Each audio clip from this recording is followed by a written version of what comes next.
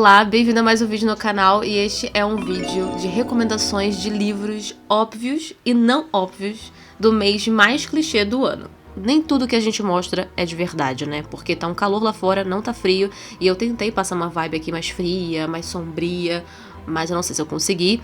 E não está escuro lá fora, eu só coloquei o meu abajur também pra criar essa atmosfera mais sombria. Eu coloquei a Mary Shelley aqui pra ver se traz um pouco desse sombrio que ela coloca em seus livros, pra criar também um pouco mais dessa vibe. Eu até tô usando, faz tempo que eu não uso o meu escorpião.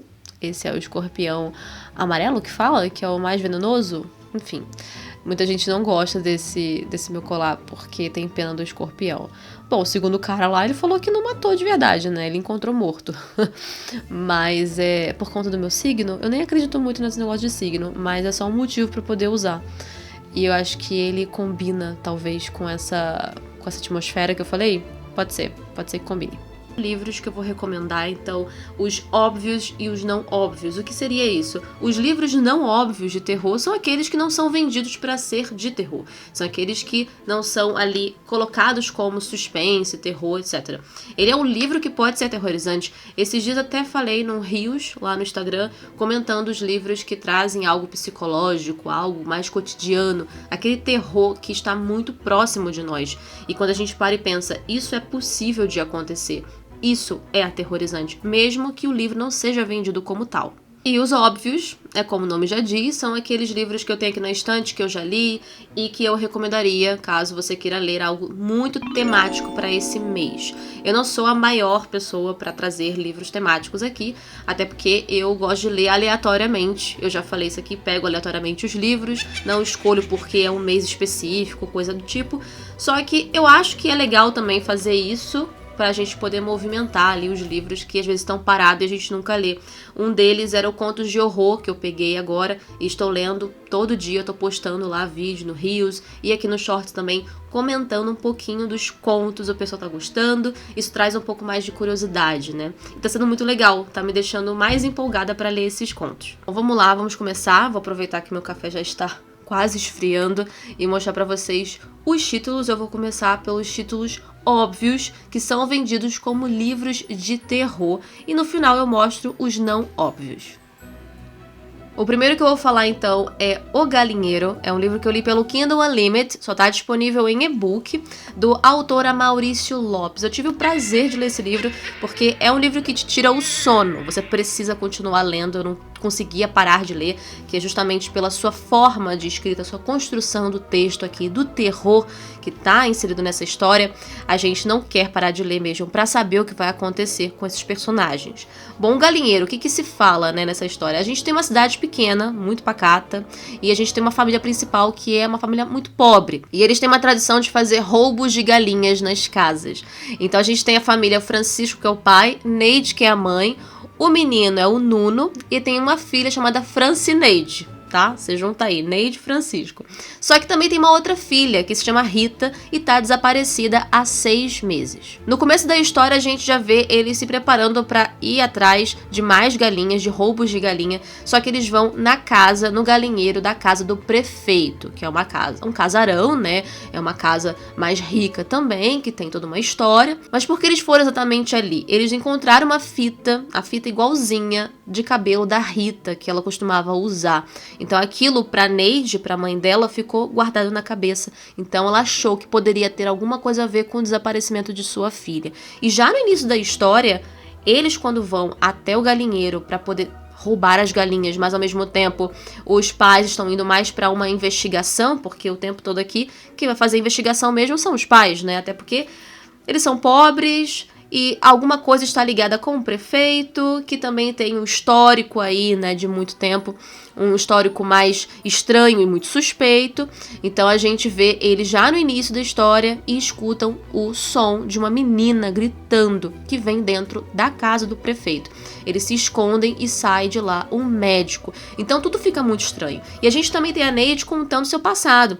A Neide, ela foi aluna do pai do prefeito, que era um professor, que era um cientista também. Então seria muito difícil eles barrarem essas pessoas. Esse é o típico livro que você vai encontrar tudo que um terror precisa. Então a gente tem o passado da Neide contando ali o que ela viu, o que ela conhecia e o que ela suspeita dessas pessoas, tem o desaparecimento de sua filha, e ao longo da história, outras meninas também estão desaparecidas. Outras meninas também sumiram do mapa. Tudo pode estar interligado com essa casa, com essas pessoas. É muito interessante, eu super recomendo. Está no Kindle Unlimited, eu vou deixar aí na descrição o link para você adquirir esse livro. E se você quiser também, tem o link do Kindle Unlimited. Se você não tem assinatura, já faz logo, porque toda hora tem títulos muito bons no Kindle Unlimited e eu acho que você não devia perder. É um livro mais curto, é um livro que você consegue ler até numa tarde, numa noite, é delicioso.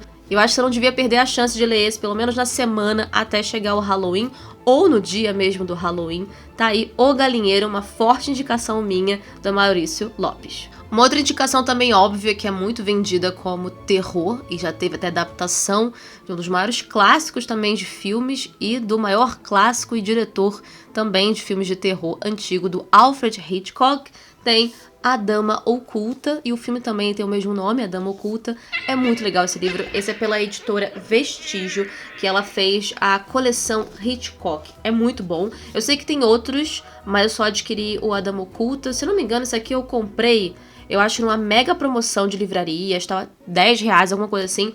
Mas esse livro aqui eu não tinha assistido ou não lembrava do filme, porque eu já assisti alguns filmes do Hitchcock que são excelentes também pra você assistir nessa época, e eu acabei lendo a história e logo corri pra assistir ao filme. Mas é uma moça, Iris Carr, que ela vai viajar pra Europa, tá se sentindo meio sozinha, e aí numa viagem de trem ela conhece a senhorita Froy e viram amigas ali, né? É uma companhia pra ela. Só que depois ninguém mais sabe sobre a senhorita Froy. Ela sumiu do mapa.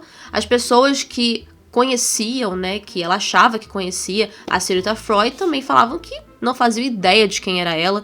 E do nada a mulher sumiu do mapa. E também mexe um pouco com aquela insanidade, talvez, um pouco do psicológico. Será que essa mulher realmente existe? Será que a Iris Carr não tá maluca?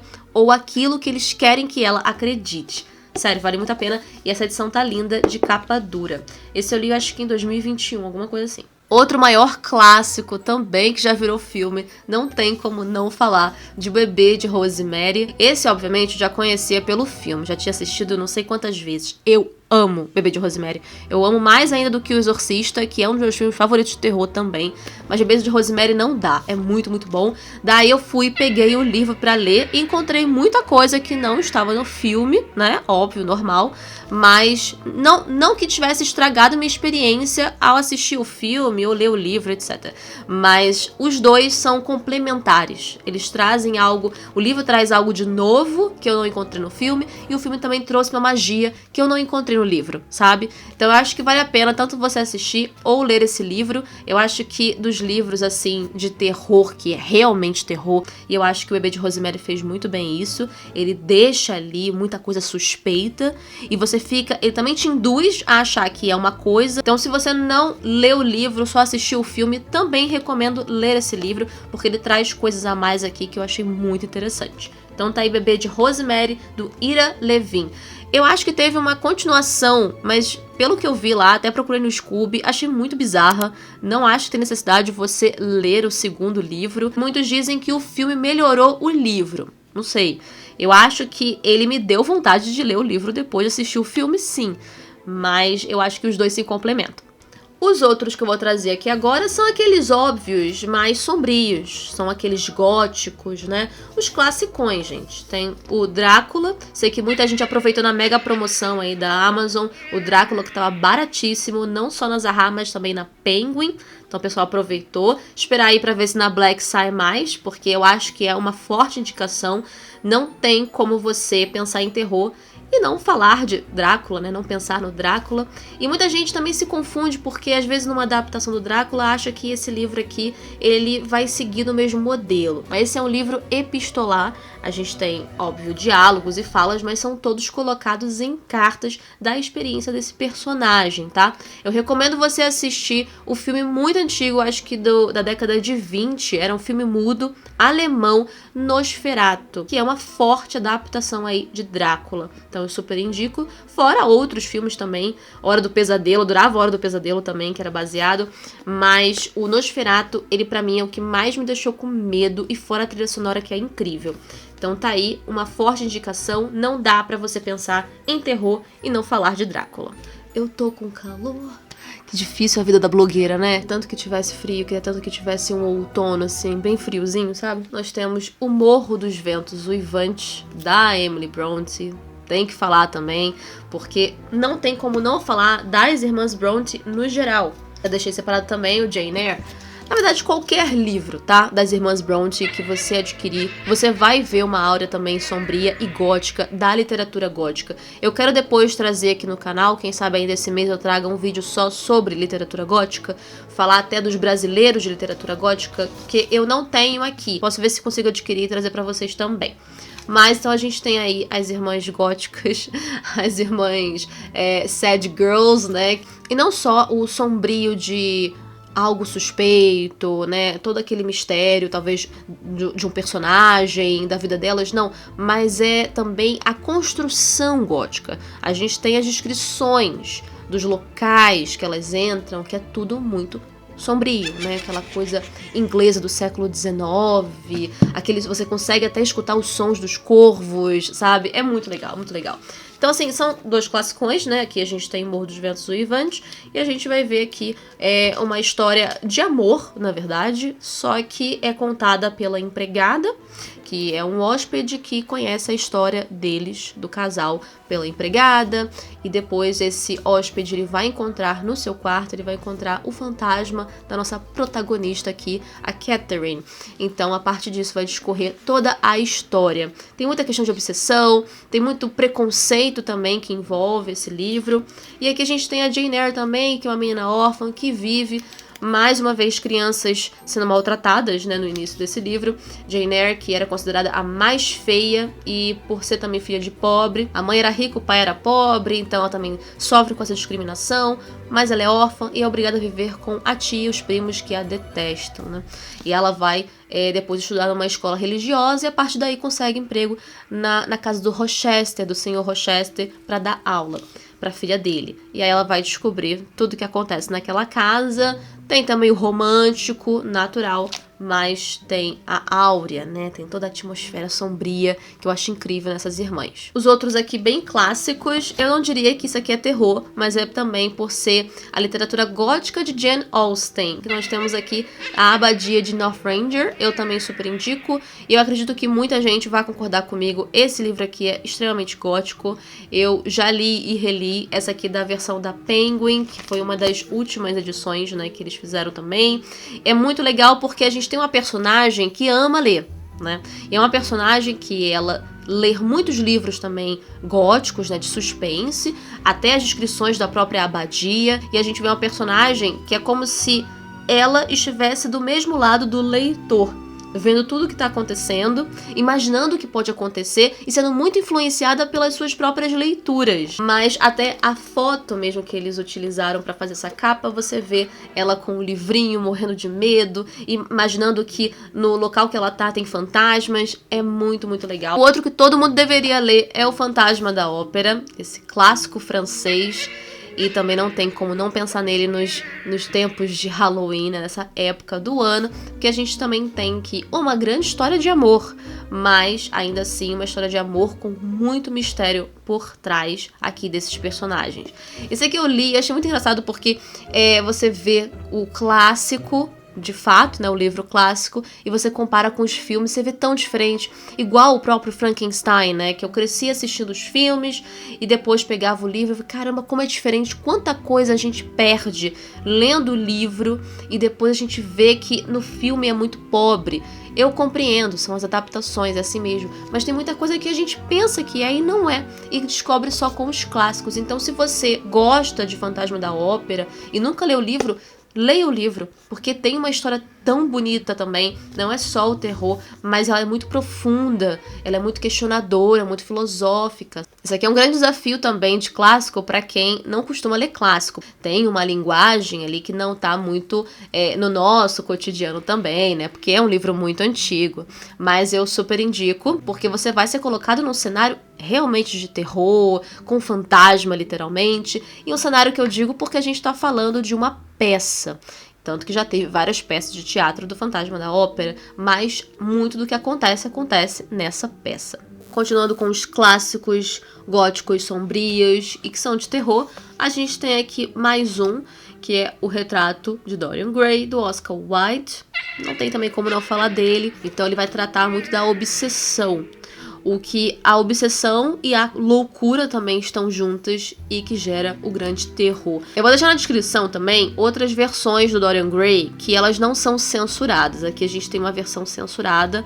As censuradas elas têm mais capítulos. A não censurada ela tem em torno de 13 capítulos, tá? Então essa aqui da Penguin infelizmente é a censurada, mas eu vou deixar aí as outras edições que não são deste livro. Vou falar também de Edgar Allan Poe, Histórias Extraordinárias, não tem como não citá-lo também neste vídeo. E aqui especificamente eu vou falar de um conto que eu li recentemente, que foi A Queda da Casa de Usher.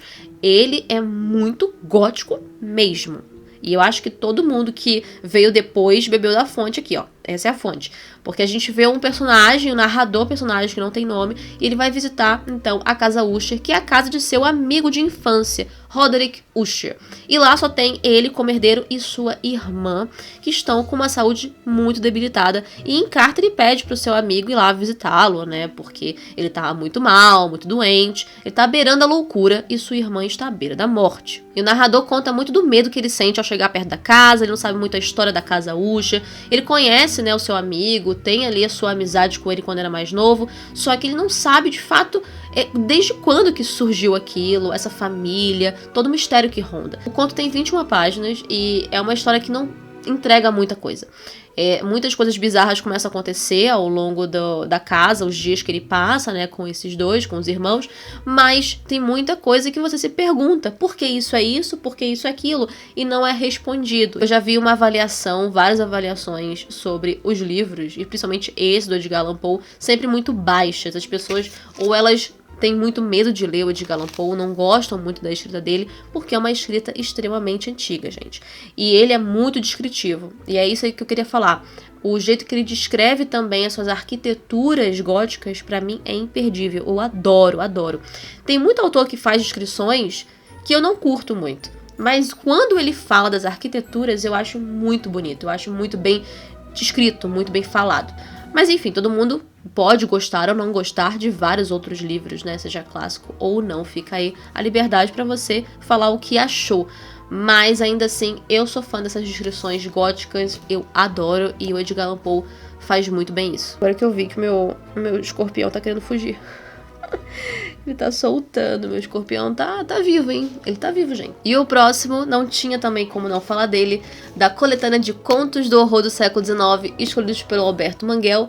E eu acho que comprei mais por conta do Alberto Manguel. Quem me conhece sabe que eu adoro esse autor. Eu li 4 contos aqui, e se você não sabe, eu coloquei uma playlist aqui mesmo no YouTube, nos shorts. Eu comento lá o que eu tô achando sobre esses contos, também tô postando lá no Instagram. São 13 contos no total, e eu tô separando os vídeos por dias. Então dia 1 conto 1, dia 2 conto 2, e assim por diante. Então vão ser 13 dias o total lendo esses contos, e eu já li 4 deles, então já vai sair o dia 4 logo mais. Tá muito bom mesmo. E é um livro que eu já tinha um tempinho na minha estante, nunca pegava. Até cheguei a tentar lê-lo em algum outro mês aleatório. Eu falei, agora vai. Estamos no mês de outubro, aquele clichêzão. Vamos pegar então os contos.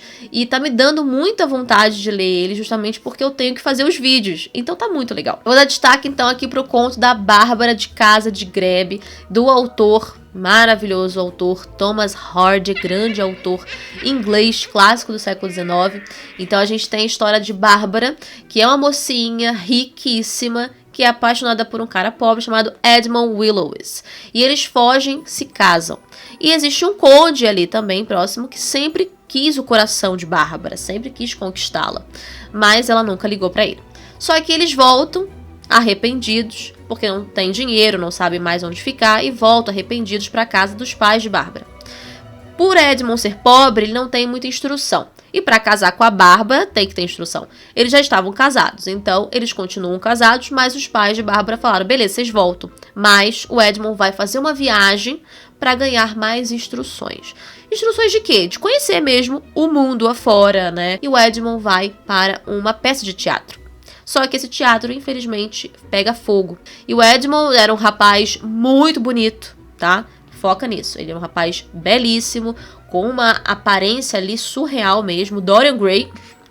Muito, muito bonito. Eu imaginei várias vezes o Oscar Wilde. Pensei muito no Oscar Wilde. Ele era muito bonito. Ele acaba salvando muitas pessoas nesse teatro. Só que ele ficou tanto tempo lá que ele sai queimado. Ele ficou irreconhecível, totalmente queimado seu corpo. Aí o maior medo dele foi o quê? É ter que voltar e mostrar como ele estava agora para sua esposa e acabar sendo rejeitado. Ele passou um tempo tentando se recuperar. Muitos pensavam que ele tinha morrido pelo estado dele, mas ele não morreu. Ele estava vivíssimo, só que com aparência terrível. Ele volta, Bárbara era apaixonadíssima por ele, ela nunca ia imaginar rejeitar o seu marido. Só que no primeiro momento que ela o vê, ela grita de pavor, aterrorizada do jeito que ele tá. E um homem que era conhecido por sua beleza, e ele fica muito triste, foge, vai embora e nunca mais a vê. Só que acontece, ela fica arrependida, ela o ama, só que ela não esperava que ele ia estar daquele jeito, naquele estado. Imagina, você tá com uma pessoa que passou por essa situação. Você vai ficar chocado no início, né? Claro, cada um de um jeito. As pessoas vão lidar de um jeito. Mas por você amar tanto aquela pessoa, você vai ficar com ela. Mas ela acabou não se segurando. Ela ficou aterrorizada com o estado dele. Ele vai embora e ele nunca mais volta. Porque depois de um tempo, se passou o quê? 1 ano, ela descobre que ele faleceu devido às queimaduras. Eu não vou contar a história toda, tá? Mas eu vou tentar contar um pouquinho a mais do que eu contei, do que me foi permitido contar no Rios, porque o tempo é mais curto, mas vamos lá. Passou então esse tempo, ele faleceu, ela ficou desesperada, ficou em luto, mas ela se casou de novo. Com quem? Com um conde lá que ficou em cima dela o tempo todo querendo conquistá-la. Ele fica doente de ciúme quando chega na casa dele uma escultura idêntica de Edmond Willows, que foi feita antes do Edmond morrer, que seria um presente que o Edmond fez para sua esposa Bárbara. E ela fica encantada porque ela olhava para a escultura, ela via o seu falecido marido, né? Mas ela achou que era ok, deixa aí, vou aceitar, pô, ele fez para mim e tudo mais, né? Aí uma lembrancinha dele. Só que sempre quando o conde voltava para casa, ela tava lá junto com aquela escultura e ficou obcecada com aquela escultura, sempre olhando para ele. E ele percebia que todo dia de madrugada ele sentia um movimento, ela levantava e ia lá ver a escultura. Vou parar aí, não vou continuar mais, porque esse conto ele é um pouco maior em relação aos outros que eu já contei, mas eu acho que vale a pena você ver como que fica esse final. Vale muito, muito a pena. Grande conto, Thomas Hardy. E o último, mas não menos importante desses títulos óbvios aqui de terror, porque ainda tem mais pra mostrar, é o Frankenstein da Mary Shelley. Você concorda? Concorda? Mary Shelley, então, com seu grande livro Frankenstein, trazendo não só terror, porque a gente está falando de uma criatura monstruosa que foi criada, então por isso que muita gente associa isso aqui ao terror, quanto às leituras conjuntas de Frankenstein no mês de outubro, né? Mas também a gente traz ficção científica. Ela é a primeira autora de ficção científica, não pode esquecer disso, porque a gente está lidando com pura ciência, né? Só lembrando que vai ter uma nova adaptação, já até escolher os atores, do Guillermo del Toro. Então vale muito a pena também. Eu tô louca pra assistir. E parece que tem um outro filme independente que ganhou prêmio com a Emma Stone. Eu vou deixar aí na tela. Eu quero muito também assistir. Vi muita gente comentar que ele também é uma referência, uma grande referência a Frankenstein. Não é exatamente adaptado, mas é uma ideia do Frankenstein. Se eu ganhasse R$1 só pelas vezes que eu falei pra você ler Frankenstein, ou que eu mencionei Frankenstein em algum momento da minha vida, eu estaria rica. E eu vou falar do Thomas Hardy de novo, para começar aí os títulos agora não óbvios, que não são livros vendidos para serem de terror, mas que podem ser aterrorizantes em alguns momentos. E o livro é Jude o Obscuro, do Thomas Hardy também, que é um livro que eu li durante a pandemia. Foi um livro incrivelmente bom, triste e também de muito terror. A gente tem ali a Inglaterra do século XIX, né, e tudo mais, tem aquela arquitetura e tal, mas a ideia do livro em si não é mostrar o terror como a gente vê nos outros livros, que eu mostrei dos óbvios, não é isso. A gente tem um menino que aspira ele ter conhecimento, sair daquela cidade pacata que ele vive. Ele faz de tudo pra isso e já jovem ele se envolve com uma moça e ele achou que seria a perdição dele, mas enfim, ele consegue, vai pra cidade, aí ele se apaixona, vai criar uma família, mas também em muita miséria, muita pobreza. E eu sempre falo que tem uma cena aqui específica que corta o meu coração quando eu li.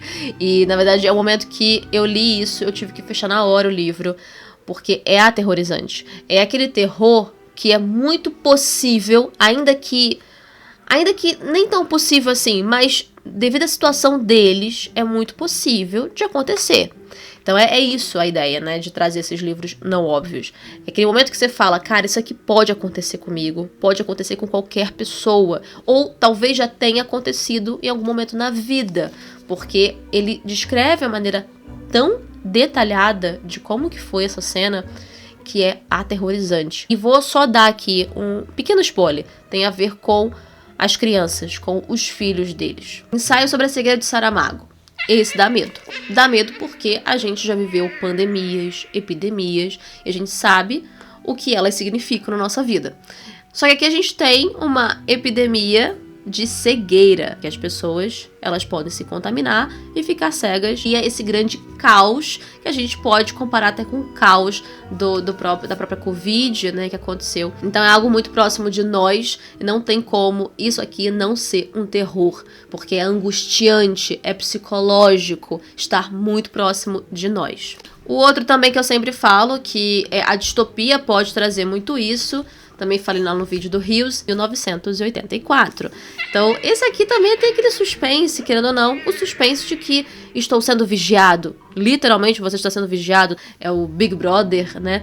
Então, o grande irmão está de olho em você, se você está aí dentro da linha, dentro do que está previsto para você fazer, né? Não tem como falar desse livro e não pensar no terror que é ler essa obra e o quão próxima ela também está de nós, de muitos momentos na nossa vida, a gente também já ter percebido como isso é parecido com 84, como esse clássico ele é muito atemporal, sim, sempre vai ter uma história aí parecida com essa de George Orwell. O próximo é um livro bem angustiante também, é uma história real, eu tô falando de A Onda. Esse aqui é do Todd Strasser, esse A Onda é baseado então numa história real mesmo que aconteceu. Tem um filme alemão excelente, se você não sabe qual é, eu vou deixar aí pra você ver, que é muito, muito bom, vale muito a pena.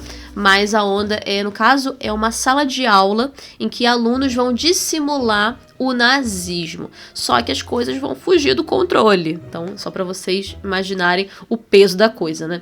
Mas as coisas fogem do controle, passam dos limites, então é angustiante e, claro, é o terror justamente por conta do nazismo aqui. O outro também que não é nada pra ser de terror é uma biografia. Biografia da Maria Stuart, já falei uma vez sobre ela aqui, que eu tinha comentado que foi mais um livro de suspense do que uma biografia de fato, e depois eu lembrei que isso aqui aconteceu de verdade, da rainha da Escócia. Isso aqui é uma biografia escrita pelo Stefan Zweig, que é muito boa, mas todo o conteúdo dela, tudo que envolveu a vida dessa rainha, tudo que ela passou até a sua execução, o jeito que o Zweig, ele narra, detalha, descreve a execução da Maria Stuart é aterrorizante, mesmo que triste, mas é muito, muito aterrorizante. Tem guilhotina, não tinha guilhotina, era na espada, tá?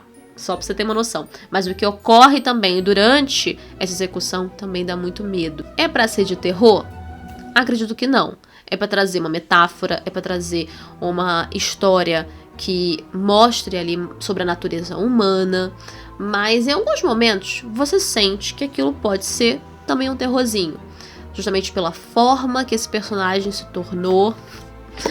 Metamorfose, tô falando de Metamorfose do Kafka de novo, né? Outro livro também que eu falo toda hora, se eu puder falo sempre, mas é sim um livro que vai falar da essência humana desse personagem. Não deixa de mostrar o terror que vem das pessoas, que são muito mais aterrorizantes do que meros fantasminhas, demônios, etc. Mas é o quão insano é o comportamento do ser humano, que até uma pessoa, que pode ser até o seu familiar, sem compaixão, isso também pode ser aterrorizante. O outro é um contemporâneo de uma autora mexicana, Brenda Navarro, que é o Casas Vazias. Esse aqui eu li no ano passado, e esse é da editora Dublinense. Eu também gosto muito desse livro, eu gosto dos pontos de vista, tem 2 pontos de vista daqui de 2 personagens. E a gente tem uma mãe, que é uma mãe que tem uma vida social muito diferente de uma outra mulher. E essa outra mulher, ela sequestra o filho dessa mãe. Então a gente tem 2 pontos de vista da sequestradora, que roubou a criança, e também a gente vê 2 mundos muito opostos, e também entender por que essa mulher sequestrou aquela criança, que vida que ela leva, a que ponto, né, da loucura dela de sequestrar aquela criança, o que acontece com ambas. Então fala muito de maternidade aqui também, né, do ponto de vista das duas, de como elas são diferentes, mas elas acabam também não sendo muito iguais. Mas o terror que leva aqui é, novamente, um terror humano, né? É um terror que também está muito atrelado ao nosso dia a dia. Sequestro de criança? Sim, acontece também. Mas é justamente o desenvolvimento da história pro final que vai mostrar o grande terror que está acima do sequestro da criança. Não vou falar porque pode ser mais um spoiler, mas é um livro muito simples, tem uma história muito simples, mas que quando você chega ao final, quando você entende muita coisa ali, você fica, cara, isso aqui é muito angustiante novamente, isso aqui, né, não é possível que isso está acontecendo, e quando você pensa, isso pode acontecer, e você liga no jornal, liga nas notícias, e acontece. Infelizmente, essas coisas acontecem. O outro é um clássico de Leskov, também, que eu vi falando por aqui, que é a Lady Macbeth, do distrito de Mtsensk, quase um trava-língua. E esse também acaba sendo um livro sanguinário, mesmo que a gente tá falando de uma personagem que foi forçada a se casar com um homem rico, e ela viveu ali uma vida quase que cativeiro, né, porque ela não podia sair de casa, ela não podia fazer nada, ela literalmente não podia fazer nada, ela só podia estar ali pelo seu marido, e um dia quando ele viaja, ela se envolve romanticamente com um cara que trabalha ali, e ela planeja matar o seu marido. Então, a partir daquele momento, desde o assassinato do marido dela e tudo mais, ela vira uma mulher sanguinária, que ela realmente passa muito do além, que as pessoas em volta até acham ela muito louca. Mesmo aqueles que estavam ali, mesmo o amante dela envolvido no assassinato e tudo mais, acha que ela estava exagerando, ele não queria ter feito aquilo, mas ele foi persuadido por ela, né? Mas a gente vê também uma mulher muito sanguinária, e um livro também que não é pra ser algo de terror, mas novamente nós temos aqui natureza humana fazendo o melhor serviço de terror, né, do que os seres imaginários. O outro seria um Sherlock Holmes da Idade Média, mais um livro dos anos 80.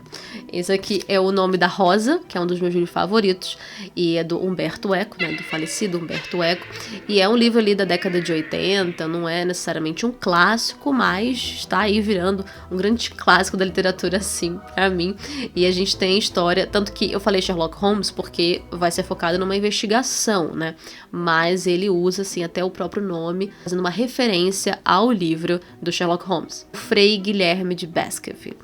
Tanto que ele vai até essa abadia em que os monges, todo dia, então durante uma semana, os monges eles aparecem mortos por algum motivo. O Frei vai fazer a investigação como se fosse o próprio Sherlock Holmes da Idade Média. É muito legal, assim, é um livro que vai trazer muita religião e muita filosofia também, né?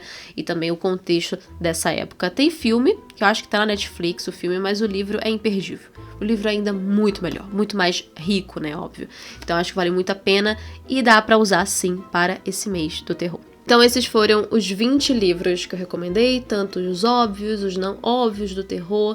Então são ótimas recomendações, eu espero que você tenha gostado desse vídeo. Vou deixar na descrição então para você adquirir. Vou deixar também na descrição o link do Kindle Unlimited para você também adquirir o livro do Maurício Lopes, que vale muito a pena você ler esse livro, caso queira ler algo mais rápido. Sei que tem muita coisa também que poderia ter entrado nesse vídeo, mas eu vou deixar esse espaço aí nos comentários para você também dar a sua recomendação, você indicar seja um clássico, um contemporâneo, um brasileiro, estrangeiro, que seja, ou um conto também, uma coletânea de contos, de livros que estão dentro também desse contexto. Livros que não são de terror, mas que podem ser de terror, ou os livros clichês de terror. Eu acho legal essa ideia porque você não tá preso a esse tipo de padrão de livro de terror. Obrigada por ter assistido a mais um vídeo, não deixa de curtir, não deixa de comentar e também, se puder, compartilhar com algum amigo que está aí procurando recomendações para ler neste mês. E como eu sempre falo aqui no canal, não deixe de ver a descrição, que tá o meu link da Amazon. Caso algum desses títulos tenha te interessado, pode comprar com o meu link, que você ajuda a apoiar o canal e também apoia muito se você puder assistir aos anúncios que passam aí rapidinho nos vídeos. Então foi isso, gente, eu fico por aqui. Agora a gente se vê na próxima sexta-feira e obrigada por assistir a mais um vídeo do Bruni Livros. Tchau!